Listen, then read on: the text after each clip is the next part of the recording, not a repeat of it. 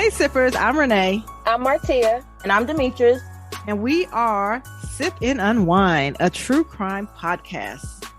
Hey ladies. Yeah, hey, we're sippers. back. Yes. Hey, whoop whoop. Hey. We still don't have our theme song. I was just about to sing We Back. But Martia, we're still waiting. I'm gonna get to it at some point. And the thing is, I only think about it when we do this right here, this beginning. And I'm just like, oh, we need a theme song. Because I want to sing something. Song. Yeah. Like it has to be like lyrics or I don't know. Just something. I don't know either. Like how do you We're gonna get something popping for 2022. Mm-hmm. How about that? Okay. Okay. That'll work. So Sippers, I hope you guys are ready for an all new episode. And if you don't have your drinks ready, get your drinks ready because that's what we do. We're all about true crime, but more importantly, we're more about the drinks, I think, over here. I'm not sure about That's more, right. but we likes our drinks. That's right. Sip and unwine. Exactly. Yeah, So today we're doing a throwback. I want to do a throwback because this was the first alcoholic beverage that I was able to order and kind of knew what was going on. And it was very simple. It was a screwdriver because I felt like I was older when I was able to order a screwdriver instead of, Look at you being grown. And I was just I was 21, give me a screwdriver. Girl, that baby drink. But I mean, it's vodka and orange juice, but it was pretty simple. So that's what we're drinking on is a simple screwdriver, but it does do the job. Yes. And I love vodka. Mm-hmm. I'm the vodka queen, so I love it. So, I mean, if you want the ingredients, it's vodka and orange juice. But if you need more help with that, head on over to our Instagram page or our Facebook page and it'll be posted there. But basically, again, vodka and orange juice. Unless there's some kind of a twist that someone else figured out to put in. I don't know. But, it's simple as that. So let's get into the true crime of this week. So it's the last Tuesday in December, and we're wrapping up our theme month. So our theme this month was true crimes that became movies.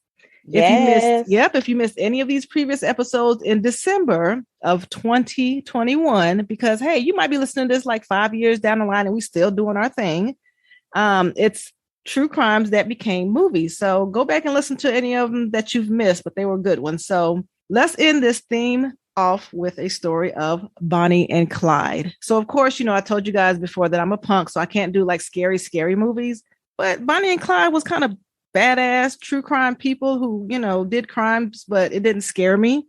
So over the years, I've heard about them being bank robbers and lovers on some type of, goals, quote unquote goals, or how they say it, or, ride or die, or me or you against the world type shit. But I never really, really knew the whole story.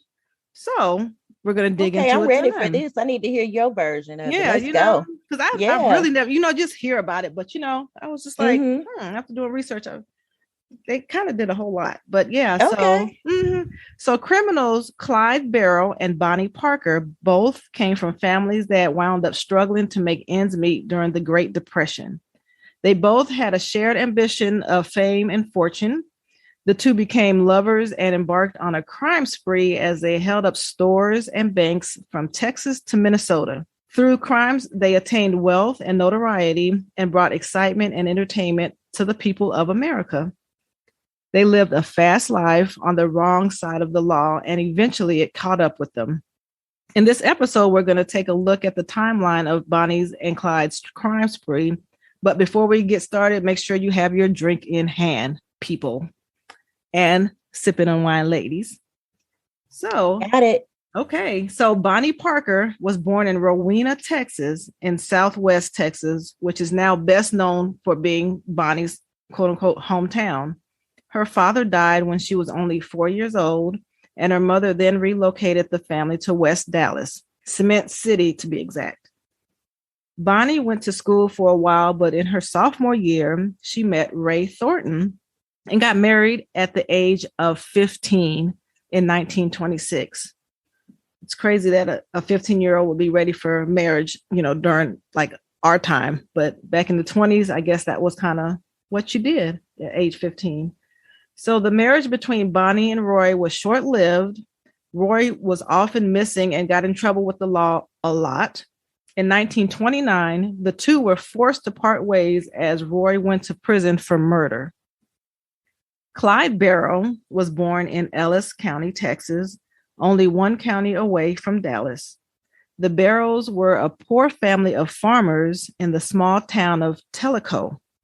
I think that's how you pronounce it. And if I mispronounced it, forgive me, but I think it's Tellico or maybe Tellico, but I'm going to say Tellico.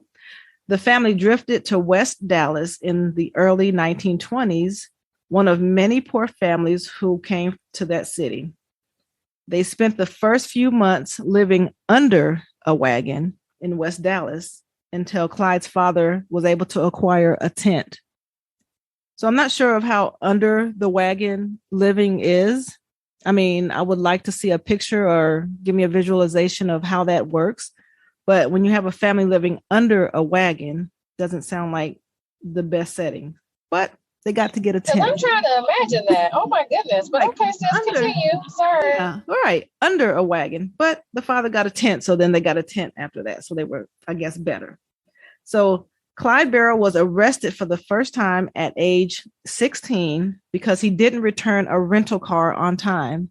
So the crazy part is I never knew that they had rental cars back then in the 1920s. But wow. I guess so. I didn't either. Yeah. So, wow. Yeah. Wow. Yeah. So, yeah, crazy. But yeah, so he didn't return a rental car on time at age 16. He had a rental car. And the second time was only a few weeks later, stealing turkeys. So in 1930, Clyde was in Eastham Prison Farm outside of Houston. He was sexually assaulted there and would commit his first murder in prison, although a fellow inmate took responsibility for the crime at that time. Bonnie and Clyde likely met for the first time around January 1930. The 19-year-old Bonnie Parker was still married at the time, but her husband was in prison for murder, and they were estranged. The attraction between Bonnie and Clyde was so strong it survived a prison sentence he got shortly after they met. While he was doing the time, he even made a ring for Bonnie. At only age 21, Clyde Barrow had already committed a long list of crimes. Just a few short weeks after meeting Bonnie, he was sentenced to a term at Eastham Prison Farm. It wasn't his first stay behind bars, and it wouldn't be his last. Bonnie helped Clyde escape by smuggling a gun inside the prison for him. Clyde did make it out of the prison, but he was quickly hunted down and thrown back. He remained in prison for another 2 years after that, and finally was paroled in 1932. Not surprisingly, prison didn't do much in ways of reforming Clyde. If anything, he came out an even more hardened criminal. Once he was released, he assembled a loosely affiliated crew of outlaws who helped him rob banks, small stores, and gas stations. With the exception of Bonnie, the members of what came to be known as the Barrow Gang changed over time. Although mostly famous for robberies, the group is also believed to be responsible for a series of slayings in 1932. Victims included both police and civilians. The crew was prolific, but not always successful. On one occasion, Bonnie even ended up in jail after attempted robbery at a store in Texas.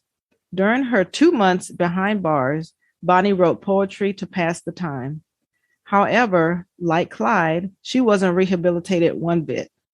Upon release, she returned to Clyde and went back to her infamous criminal lifestyle. The Barrow Gang took a bloody detour in April of 1932.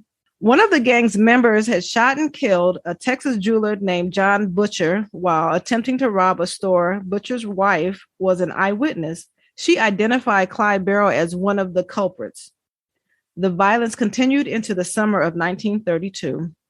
While visiting Oklahoma, Clyde and an associate named Raymond Hamilton were approached by a sheriff and his deputy.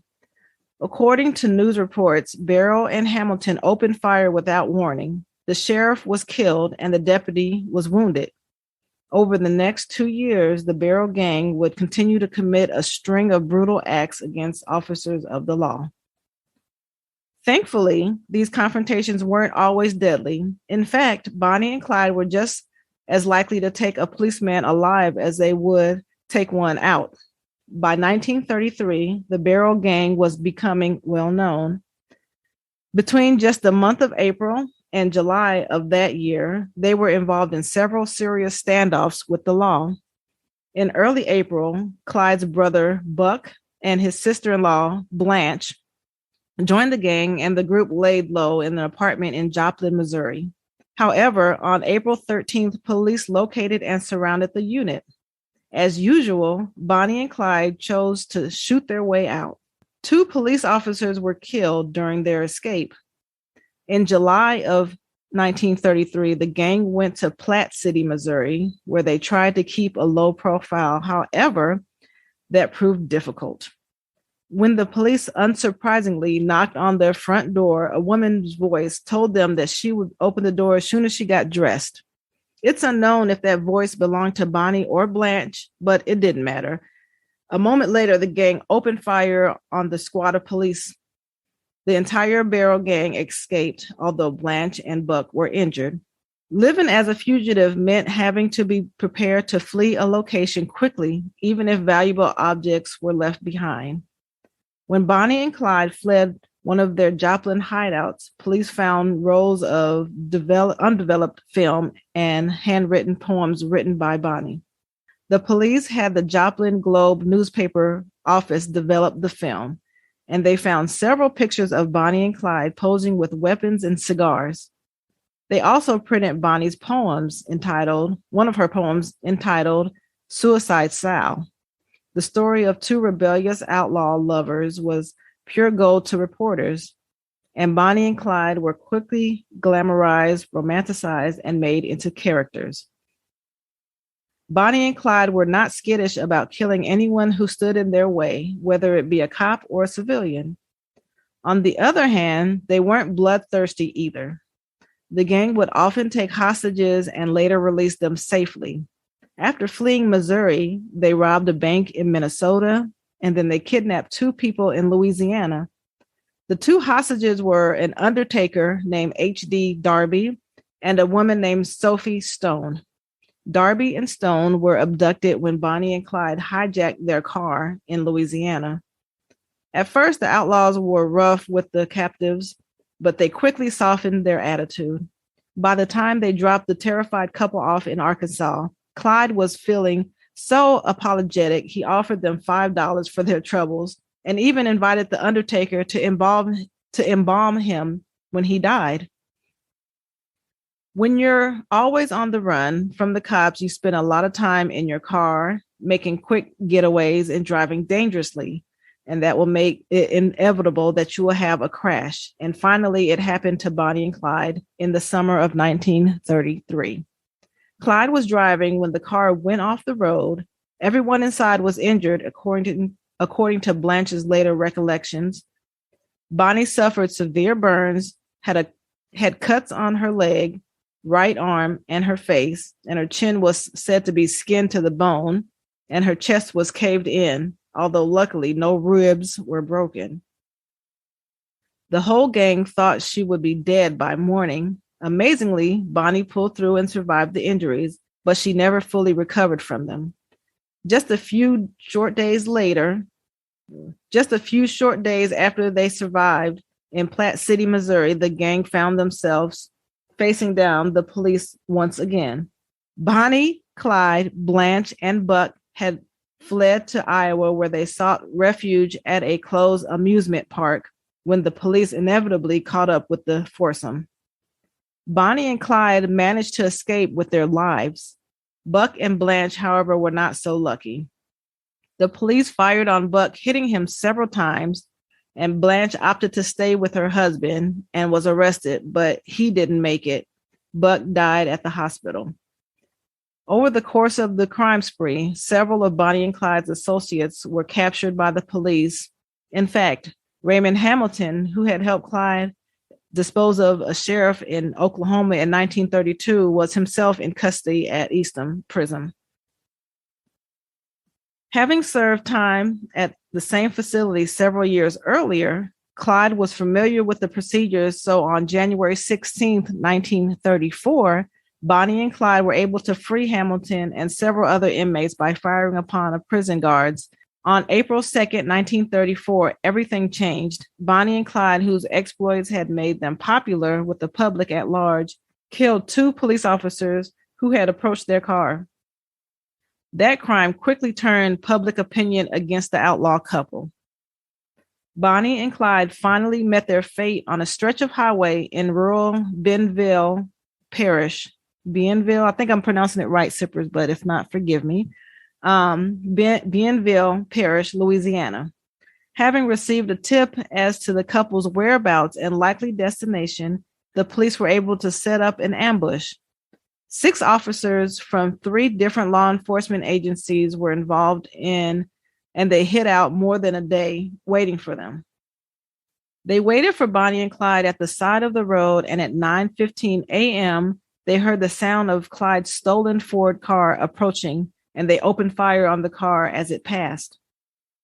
A lawman who was on the scene that day reported that despite the fact that both were clutching their guns when the trap was sprung, neither Bonnie nor Clyde were able to get off even a single shot.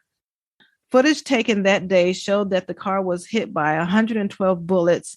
About a quarter of them hit the infamous couple.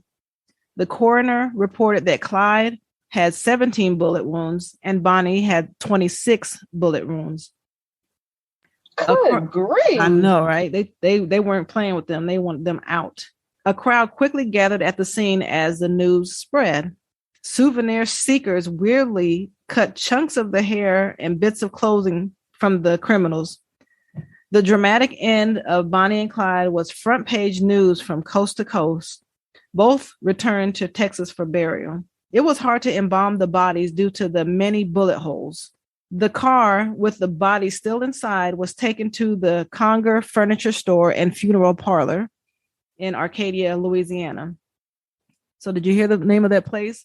It's called it's Conger Furniture Store and Funeral Parlor.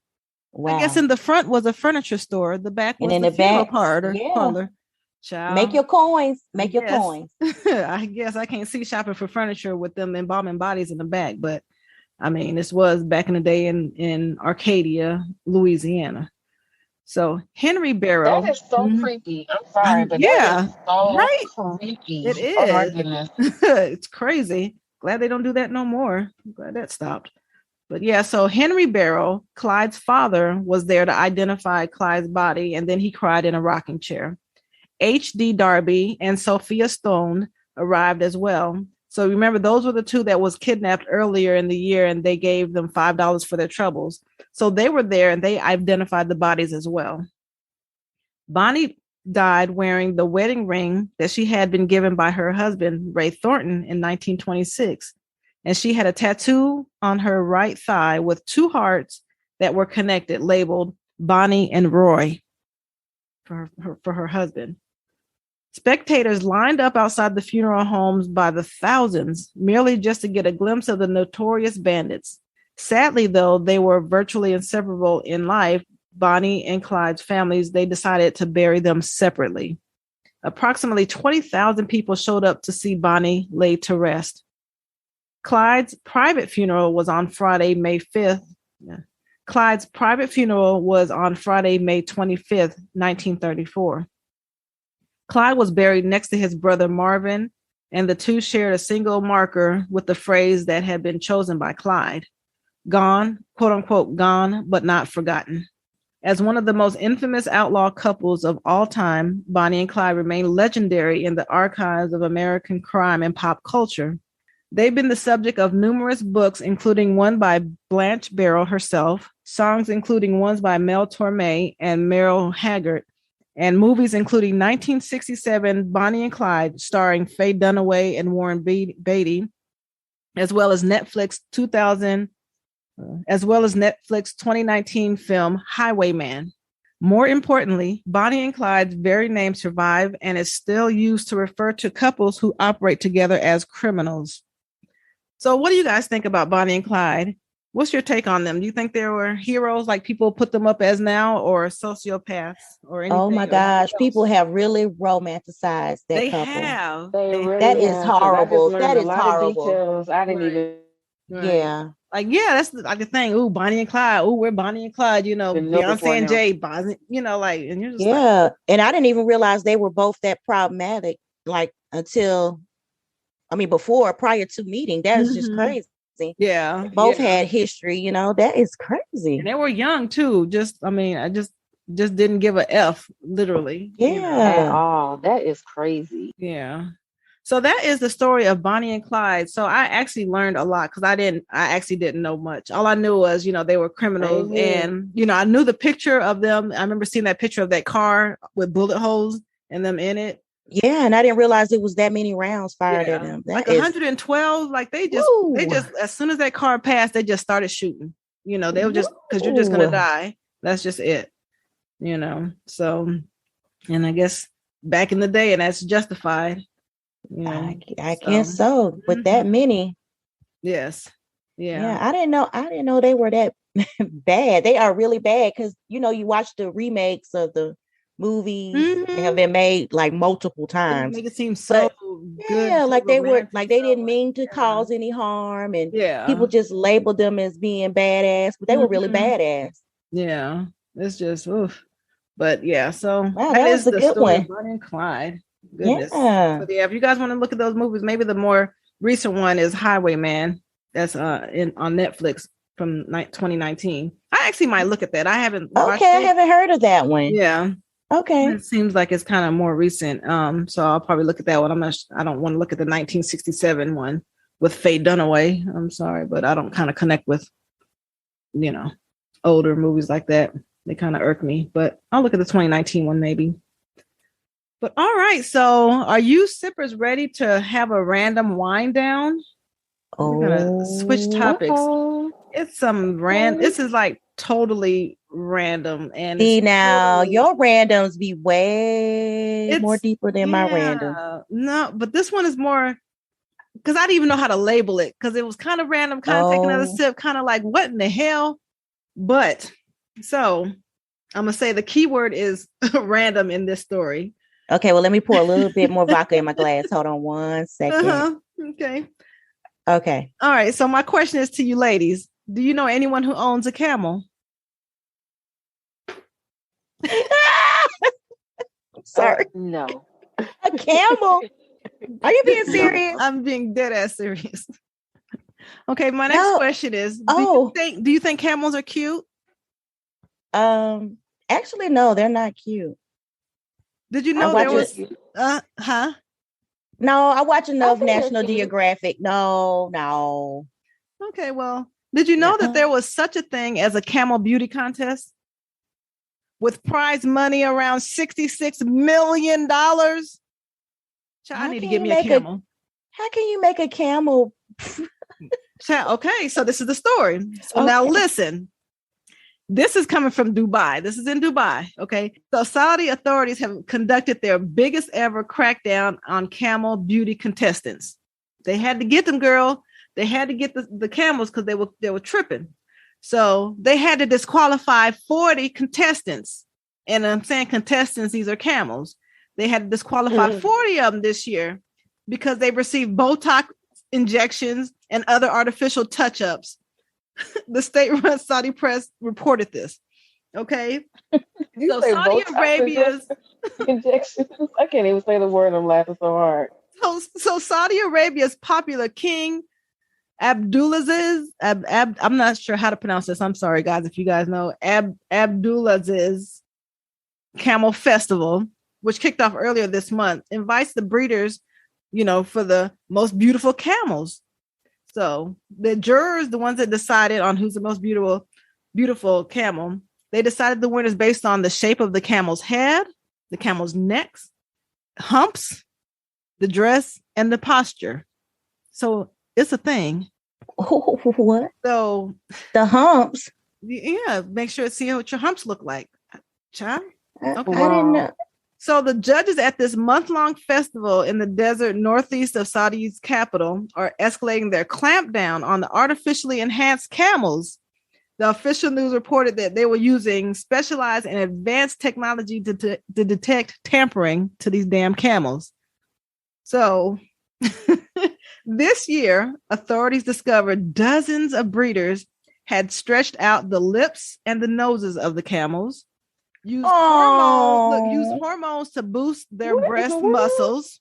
Oh no! Injected camels' heads and lips with Botox to make them bigger. Oh my God! Inflated body parts with rubber bands and used fillers to relax their faces. Can you imagine doing all this to a camel? That poor camel, all he want to do is eat and travel. And look at this camel a boob job. Oh my gosh. So my goodness. The Camel Beauty Contest is at the heart of the massive carnival that they have every year. So, which also features camel races, sales, and other festivities, typically showcasing thousands of camels. The extravaganza seeks to preserve the camel's role in the kingdom's Bedouin tradition and heritage, even as the oil-rich company plows ahead with modernizing mega projects. They still have these problems with these camels, and I'm trying to get pictures, and if I can find some sippers of these camels with the Botox lips and the boob job. Because I'm gonna have to Google this when we get done, because I've never even heard of this. Oh my goodness. That sounds so horrific. Can you imagine putting your camel up in a beauty contest and you like, no, you ain't cute enough. We got to do your lips. We got to get you. Oh my gosh. Oh. We need to have your nose done, your lips done. We need Botox so you don't be having no wrinkles and stuff. Oh my gosh. Yeah. So there's that. So that was my random wind down, but then I have 2 random wind downs on this episode. Oh no. More. I can't take any more with the camel. I gotta brace myself for the next one. Oh my okay. Okay, so this is a question I'm gonna ask you guys. I'm gonna see if you guys got an answer. How would you go about hiring a hitman if you wanted to kill your ex-husband? And sippers, this is totally hypothetical because none of us 3 have an ex-husband nowhere. Just be clear. So where would y'all go find somebody to hire, to get a hitman for your ex-husbands? I'm sorry, but I don't have an answer for this hypothetical question. What would you think to look first? What would you do? I don't know. What would you do? Okay. So I really don't want to have nothing to do with him if he's an ex. But so this is a story from CNN. So in July of 2020, there's this Michigan woman. Her name is Wendy Ween. She came across a website. It's called Rent a Hitman. And it promised to handle your delicate situation privately and in a timely manner. Now, I looked at this website. I didn't type it in, but it was a link from CNN's page that says, the rentahitman.com. And so you sippers can go to this website, rentahitman.com. And I went there and it's fun. It's like saying, put your information in, we'll get back to you. We handle stuff discreetly, we'll have a nice consultation with you. And it's crazy.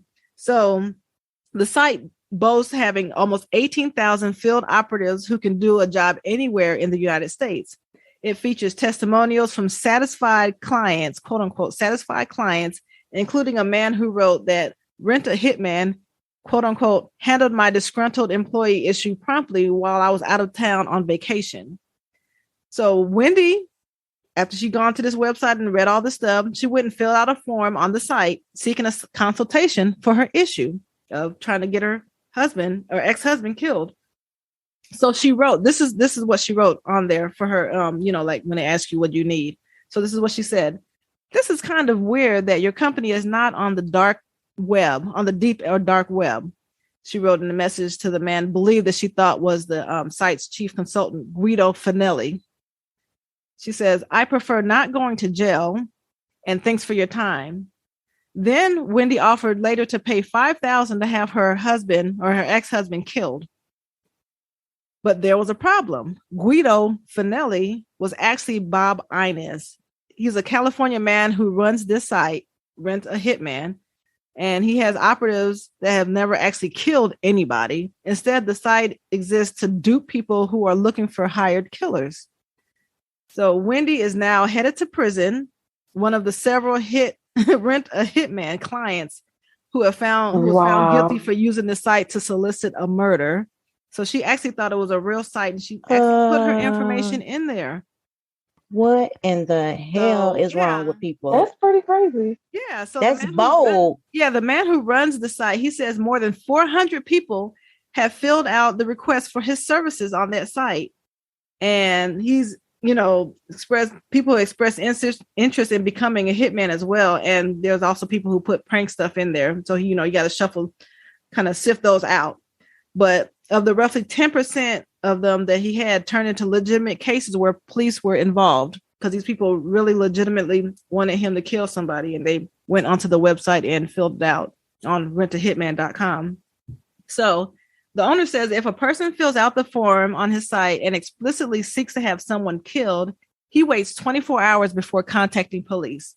So he says kind of like a cooling off period. So he'll come back and see, in another day to see if they still want this done. So after the day, and I asked them 2 questions, do you still require our services? And do you want to become connected with our field operative? So if the response to those questions are both yes, then the owner, he connects them with the law enforcement agency that's in their area. And then they take over communication with the subject from that, from going forward. So police in plain clothes met with Wendy, and she told him where her ex-husband lived, where he worked, and then she gave him $200 as a down payment on expenses since he lived out of state. So Wendy was arrested and is facing 9 years in prison right now for this, because she went to rentahitman.com. Wow, 9 put years. In her correct information. Wow. That's crazy. Like, you really thought that you was like, that's just blows my mind. Like, you would be like, oh, okay, well, yeah, I'm looking for a hitman to kill somebody. Let me put my information. That's terrible. And she put her information and thought that he was just going to, take the money and then kill her ex-husband. And, I guess she doesn't know anything about crime and getting caught and tracing, but dude, okay, But yeah, so she's facing 9 years in prison for this. So that's terrible. That is her story. And with that, we are coming to an end of a Sipping Unwine episode. Yes. So we are closing out this December of our true crimes that became movies theme. So I thank everybody for listening to them. If you haven't gone to listen to them now, please. And I don't know, ladies, you got anything else to say at the end of the year? Happy New Year to everyone who's listening to this around Happy now. New Year. Yes. Thank you so much for all of your support these past several months. We really appreciate it. Thank you for all the likes, the comments, the shares, the remarks, the you can do this and you can do that. Thank you. And a special shout out to those who were with us back when we did our YouTube videos. Yes. We made in this new direction and y'all are still riding with us. Okay. Shout out to y'all. They followed us on our new transition and they're loving it. It means a lot. It means so much. So happy New Year. Hopefully 2022 brings you guys nothing but happiness and joy and a whole bunch of money, because everybody wants money, right? I mean, yes, exactly. And comment on this episode if you like the Bonnie and Clyde. Comment below. Let us know your like version of it and your and also and also just comment on all the videos. Let us know how you like the December theme. And if you have any ideas for any other kind of themes that we should do, let us know, because we might do that in the next year as well, depending on how everybody takes this on, or we might keep doing true crime and just make it just random. I don't know. All right. I kind of like the theme. It kind of gives. You like the theme? Okay. Those are kind of cool to have every once in a while. Yeah. All right. Well, thank you, ladies, for joining me on this episode of Sip and Unwine. That's right. Until the next time. Bye, sippers. Bye, ladies. Bye, ladies. Bye, sippers. Bye.